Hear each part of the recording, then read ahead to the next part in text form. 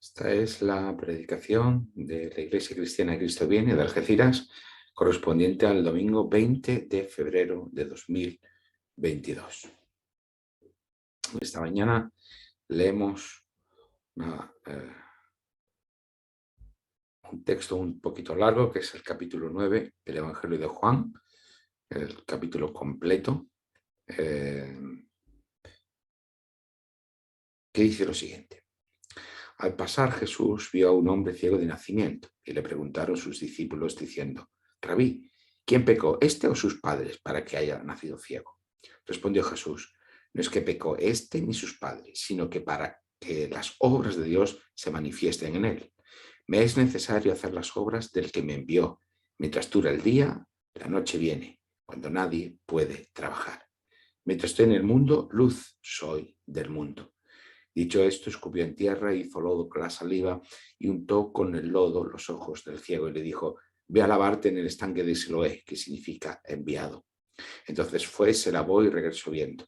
Por eso los vecinos y los que antes lo habían visto que era ciego decían: ¿no es este el que se sentaba y mendigaba?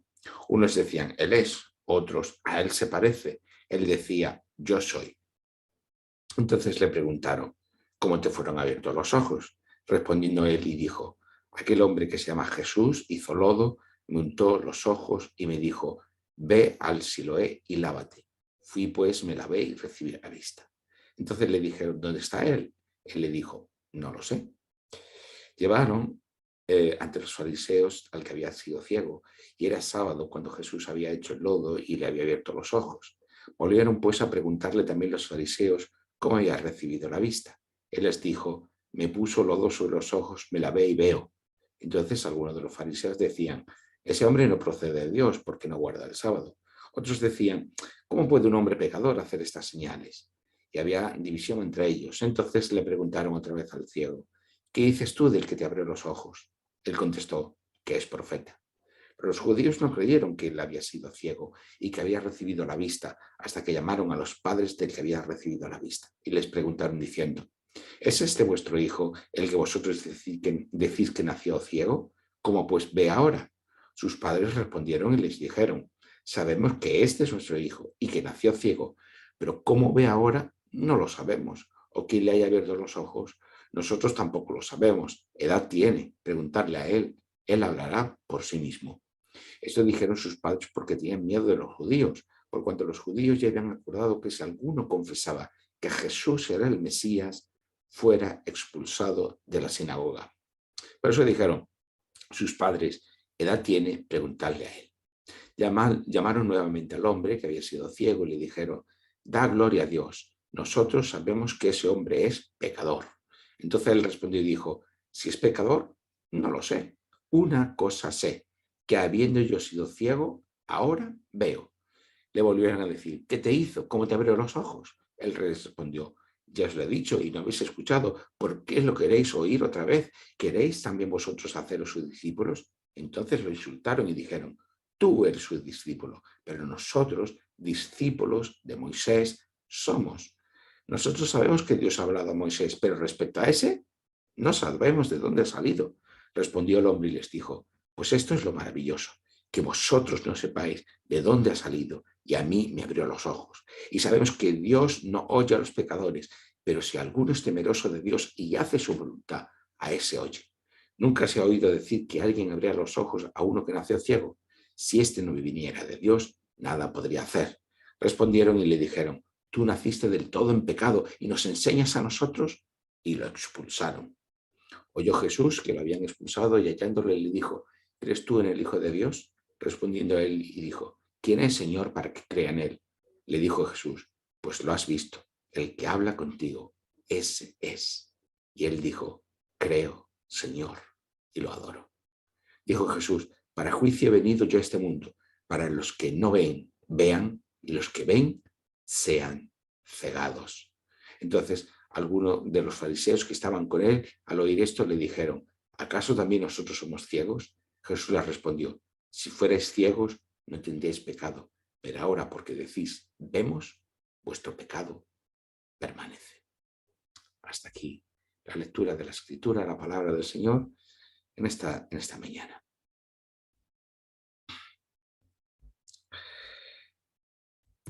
¿Por qué ocurren cosas malas en el mundo? Y esta mañana nos hemos levantado con el inicio de una nueva guerra, ahora en Europa, de la invasión de Rusia en Ucrania. Nos preguntamos, ¿por qué ocurren cosas malas en el mundo? Esta pregunta, formulada así de una manera casi infantil, la podría hacer, de hecho me la hace mi hija que tiene 7 años, es una de las preguntas más desconcertantes a las que nos podemos enfrentar. ¿Por qué alguien nace ciego? Es una manera más concreta de hacer la misma pregunta.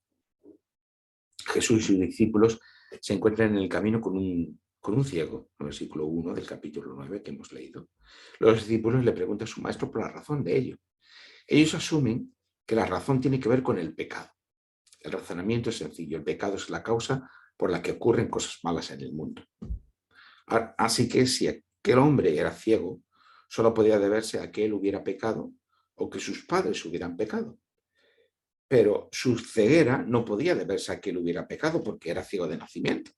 O sea que era ciego antes de que pudiera pecar, antes de que pudiera tener ninguna acción pecaminosa. A menos que se pensara que desde su mismo nacimiento ya estuviera dominado por el propio pecado, como pensaban los fariseos. En el versículo 34 que hemos leído, tú del todo naciste en pecado. En otra versión, tú que de pies a cabeza naciste envuelto en pecado. ¿Pretendían los fariseos que ellos no habían nacido en pecado? Entonces, ¿por qué el pecado de este hombre valía más o pesaba más que el suyo? Pues que ellos no estaban en pecado. El caso es que la otra opción era quienes hubieran pecado fueran sus padres. En el Pentateuco tenemos una tradición a la que podríamos llamar como solidaridad intergeneracional, por lo que las consecuencias del pecado se sufren de una generación a otra hasta la tercera o cuarta generación. Tenemos incluso 2 versiones en el propio Pentateuco en relación a esta solidaridad intergeneracional, y hay una otra versión que modifica en que mientras que la maldición, el pecado, va hasta la tercera o cuarta generación, la gracia de Dios, la misericordia de Dios llega a 1000 generaciones. Sin embargo, tenemos otra tradición contraria, que es la que encontramos los profetas, especialmente en Ezequiel, en la que se rompe esa transferencia del pecado de una generación a otra y cada uno es responsable de su propio pecado. Como dice el profeta Ezequiel, el alma que pecare, esa morirá. En el capítulo 18, versículo 20 del libro de Ezequiel. Por su parte, la tradición de pensamiento cristiano, sobre todo de la Iglesia occidental, tanto de las iglesias católicas como protestantes, en oposición a las iglesias orientales, que el tratamiento es distinto, tenemos una explicación similar a esta discusión que hemos visto en el mundo judío sobre el pecado, sea el pecado propio, el pecado de generaciones anteriores, es lo que se conoce como el pecado original, que lo formuló como tal, como doctrina en el siglo IV San Agustín, en el que explica que haya mal en el mundo. Sin embargo, vemos que la respuesta de Jesús es sorprendentemente distinta. Versículo 3, no es que pecó este ni sus padres, sino para que las obras de Dios se manifiesten en él. Es decir, que Jesús no está señalando el pecado como causa de su ceguera. Es más, Jesús no está señalando hacia atrás, hacia ninguna causa como explicación del hecho de que esta persona sea ciega, sino que apunta hacia adelante, hacia el propósito de salvación de Dios. Lo importante no es saber el por qué, sino qué es lo que Dios está haciendo a partir de esta situación dada. En nuestra tradición de pensamiento cristiano occidental, pensamos que el saber la causa de algo supone conocer ese algo, y por eso siempre estamos interesados en conocer las causas de un fenómeno en concreto. Sin embargo, la Biblia en su conjunto no pone el foco tanto en las causas por las que la explicación estaría en el pasado, sino que está interesada en la finalidad por la que el foco está en el presente y sobre todo en el futuro. Lo importante no era por qué aquel hombre era ciego, sino que Dios, a través de Jesús el Mesías, estaba haciendo con su ceguera. Y así es como está construida la Biblia, no centrada tanto en que haya una causa en el pasado que explique nuestro presente, sino en lo que Dios está haciendo en nuestro presente y lo que hará en el futuro del mundo. En la Biblia, la existencia del mal, del dolor o del sufrimiento no está del todo explicada, como si tuviéramos un sistema cerrado de pensamiento con todas las respuestas, cosa que nosotros los cristianos a menudo pretendemos. Aunque es verdad que la existencia del pecado, del mal y de la muerte como poderes realmente existentes en el mundo, que es una de las aproximaciones que tiene la Biblia, se acerca a una explicación sobre la presencia de las cosas malas que ocurren en el mundo. Pero nunca se especula acerca de por qué, de su causa o de si podría ser la situación de forma distinta. De hecho, en este contexto Jesús dice que Él es la luz del mundo, versículo 5. En todo el capítulo tenemos ese contraste entre estar en la luz y estar en la oscuridad. De manera paradigmática, el ciego vive en la oscuridad, pero Dios a través de Jesús y en su gracia, su misericordia, cura a este ciego, por lo que pasa de la oscuridad a la luz. Y ese paso se convierte en un proceso por lo que él llega a comprender y por tanto a ver quién es realmente Jesús. Primero confiesa que solo sabe que un tal Jesús es el que le ha dado la vista. Vemos el versículo 11 y el versículo 15. Los fariseos discuten entre sí porque ha quebrantado el sábado, Jesús ha quebrantado el sábado, así que alguien que no cumple la ley solo puede ser un pecador. Pero otros argumentan que alguien que sea pecador no puede hacer estas señales que él hace, versículos 15 y 16. Por tanto, hay discusión entre los fariseos acerca de Jesús, nuevamente, igual que vimos la semana pasada. Así que, preguntado de nuevo, el que había sido ciego dijo que Jesús era un profeta, versículo 17. Para más adelante, interrogado por el propio Jesús, le acaba confesando como Señor. Por lo tanto, de no saber quién es Jesús, acaba al final del capítulo confesando que Jesús es Señor, versículos 35 al 38. Jesús es el Señor que le ha curado en sábado y que no le ha rechazado porque su ceguera fuera resultado del pecado, como si hicieron los fariseos. Sin embargo, los que presuntamente ven, los fariseos, en realidad están ciegos porque no son capaces de reconocer a Jesús como Mesías e Hijo de Dios. Así que su pecado les está cegando, el pecado de incredulidad. El contraste es claro. El ciego que no veía ahora es sanado de su ceguera, pero no solo ve con la vista, sino por medio de la fe, reconociendo a Jesús como Señor. Mientras los que ven son ciegos porque no reconocen a Jesús como Mesías, así que siguen dominados por el pecado que los lleva a la incredulidad. Jesús es la luz del mundo, pero ¿qué hace la luz? Al principio del Evangelio de Juan, ya se nos ha dicho que Jesús es el Verbo, y como la palabra es la fuente de la vida. Esta vida es la luz de los hombres, versículo 4 del capítulo 1. Esta luz resplandece en medio de las tinieblas, pero las tinieblas no la dominaron. Versículo 5. Y es interesante recordar este versículo en un día como hoy, que la luz resplandece en medio de las tinieblas de la guerra, pero las tinieblas no la dominaron. No la dominan. Y este comienzo del Evangelio de Juan nos remite a otro comienzo, el de Génesis. En aquel principio Dios creó cielos y tierra, Génesis 1:1. Pero en la tierra reinaba el desorden y el caos, ya que las tinieblas estaban presentes en el comienzo de esta primera creación. Versículo 2 de Génesis 1. Sin embargo, Dios, por medio de su palabra, crea la luz y viendo que la luz era buena, separó la luz de las tinieblas. Versículos 3 y 4. Veis que el principio del Evangelio de Juan y el principio de Génesis son equivalentes, ¿no? Corren los dos paralelos.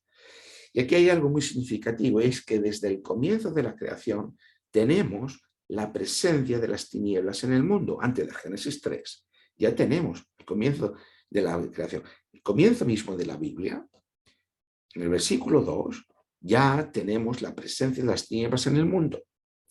Pero no se nos dice el por qué. Solo se nos dice que la primera acción por la que Dios va dando orden a ese mundo es la creación, por medio de su palabra, de la luz, para que las tinieblas tengan un ámbito acotado y limitado. Por lo tanto, ahora el Evangelio de Juan nos dice que aquella palabra creadora y dadora de vida era en sí misma luz que resplandecía sobre las tinieblas, pero que aquellas tinieblas no han podido sofocar la luz de la palabra creadora. Y aquí comienza la victoria de la palabra sobre las tinieblas.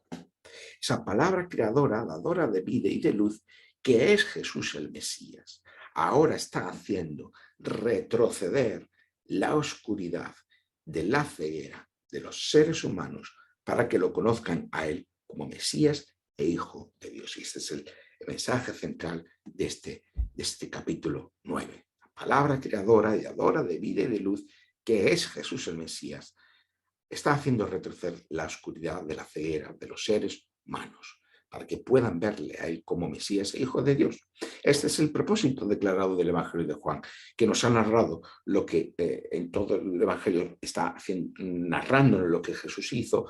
¿Para qué? Con un propósito, para que creamos que Jesús es el Mesías e Hijo de Dios, y para que creyendo tengamos vida por medio de él. Este es el propósito del Evangelio, Juan 20, 31. Por eso, retomando la pregunta del principio, ¿por qué ocurren cosas malas en el mundo? Lo importante no es por qué, sino para qué. Las tinieblas han estado presentes en el mundo desde el inicio de su creación. Y hay algo que no podemos explicar del todo, que no podemos racionalizar del todo, que no podemos encerrar en un sistema conceptual del todo, ni que nuestra lógica lo puede agotar. Pero lo importante es lo que Dios empezó a hacer a partir de ese mismo momento. Dar forma a esa creación por medio de su palabra creadora, haciendo que la luz de su palabra resplandezca con más fuerza. Y ha seguido poniendo orden allí donde su luz permite que le reconozcamos como Mesías y Señor. Las tinieblas de la guerra hoy retrocederían si se reconociera a Jesús como Mesías y Señor, y no se usara como legitimación de ningún interés particular, sino si por encima de la lealtad a cualquier Estado o nación o a cualquier interés económico, político, partidista, la única lealtad de vida fuera la de Jesús como Mesías y Señor. Si esta fuera la adoración que estuviéramos dando como sociedad en el día de hoy, las tinieblas de la guerra estarían retrocediendo. Así que Dios ha seguido poniendo orden allí donde su luz permite que le reconozcamos como ese Señor. Ha dado comienzo a una nueva creación en su primer día, en la luz de la resurrección, de manera que las tinieblas del mal, del pecado y de la muerte han sido vencidas, y consumará dicha victoria con su nueva creación. Antes hemos dicho que los fariseos consideraban a aquel hombre ciego, que había nacido completamente en pecado y por ello era culpable de su propia situación. Así que aquel ciego no solo tenía la desgracia de ser ciego, sino que además era excluido por ello. O sea, tenía el estigma de ser ciego y la culpabilidad de serlo. Y eso le llevó a que ser incluso excluido de la propia sinagoga cuando existe la sospecha de que él está confesando a Jesús como Mesías, ¿no? Los fariseos podían estar seguros detrás de aquella teología porque no eran ciegos y probablemente sus hijos tampoco lo serían. Sin embargo, una teología que solo busca su propia seguridad siempre tiene a alguien que condenar. Recordemos a los amigos de Job, que insisten que su situación, la situación de Job, es fruto de su pecado. Job se resiste a esa idea. Claro, él está sufriendo, sus amigos no. Y él se reivindica a sí mismo. Pero el libro de Job rechaza esta idea del pecado como causa de la enfermedad, no solamente la enfermedad, porque Job no solamente tiene una enfermedad, sino que sufre un montón de calamidades. Es abandonado por su familia, sus hijos fallecen, lo pierde todo a nivel económico y encima está enfermo. Y el libro nos dice, no, la consecuencia de esto, de esa situación, no es el pecado. Pero el libro termina sin dar una explicación.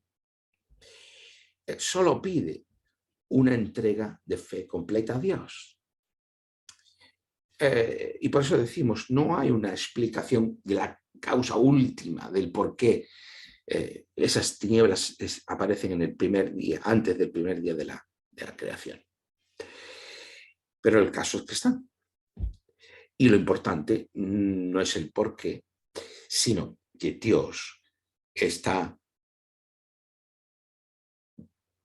implicado, entregándose a sí mismo, a su creación, la persona, a través de su palabra, de su Hijo, para acabar con la presencia de las tinieblas, con el pecado del ser humano que actualiza con su acción esas tinieblas y da como resultado, tanto individual como socialmente, innumerables catástrofes. Y que Dios está poniendo orden en esta creación para traer una nueva creación, para dar lugar a una nueva creación. Esto nos debe alertar de creernos seguros detrás de una determinada teología. La pregunta que debemos hacernos es, ¿qué hace tu teología por ti? Y sobre todo por los otros. Hay personas que defienden una teología X, la que sea, me da igual, a capa y espada, y a veces literalmente, para sentirse seguros, para salvaguardar su propia seguridad, y no le importa inmolar en cualquier altar a los otros que no se conformen o que no, que no acepten o que no asientan a esa teología. ¿Qué hace tu teología por ti? Y sobre todo por los otros. A los fariseos les iba bien, pero a costa de excluir al ciego. Y estar aquí el pobre hombre allí en el camino, a ver si alguien le daba alguna moneda, viviendo de la mendicidad. Hay muchas teologías que dan seguridad a quienes las defienden, pero acaban siempre condenando a alguien, a aquellos que no se conforman a esa teología. No es importante solo una teología correcta. Hay quien está obsesionado por tener la teología correcta. No es importante solo una teología correcta. La teología correcta es importante. No lo voy a decir. No seré yo quien defienda lo contrario, siendo teólogo, claro. Sino cómo y en qué contexto usamos y vivimos esa teología. No solamente es importante tener la teología correcta, una teología ortodoxa. Muchos que han tenido teologías ortodoxas han sido legitimadores de grandes barbaridades. La cuestión no es solamente tener una teología ortodoxa correcta, sino que en qué contexto y de qué uso estamos haciendo de esa teología. Quizás estemos dejando ciegos en el camino y ni tan siquiera nos estemos dando cuenta. Pero quizás, como los fariseos, los ciegos seamos nosotros.